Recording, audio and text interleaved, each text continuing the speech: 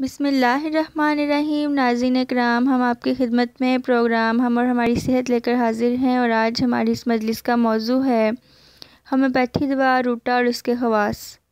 اس دوا کی مرکزی علامات یہ ہیں: ہڈیوں کی چوٹیں، کلائی کا درد، باریک بینی کے بد اثرات اور مقعد کا آسانی سے باہر نکل آنا ہے۔ اس دوا کی تفصیلی علامات یہ ہیں: اس دوا کی عام شکل و صورت رکسٹاک سے ملتی جلتی ہے، یعنی تمام جسم دکھتا ہے۔ تکالیف سرد مرطوب موسم میں پیدا ہوتی ہیں اور بڑھتی ہیں۔ حرکت سے آرام آتا ہے، مگر اس کی خاص علامات کلائی کے اور ٹخنے کے جوڑوں کے متعلق ہیں۔ روٹا کا نمایاں اثر کلائی کے جوڑ اور ٹخنے کے جوڑ پر ہے۔ ان جوڑوں میں درد اور اکراہٹ ہوتی ہے۔ ہڈیوں کی چوٹ میں روٹا اکثر کامیاب دوا ہے۔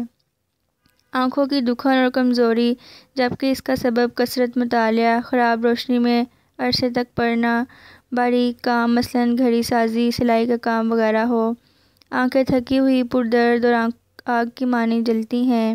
مقعد کا باہر نکل آنا، آگے جھکنے، بوجھ اٹھانے اور پہاڑنا پھرتے وقت مقعد کا باہر نکل آنا، وضع حمل کے بعد مقعد کا باہر نکلنا، ان سب علامات میں یہ دوائی انتہائی فائدہ مند ہے۔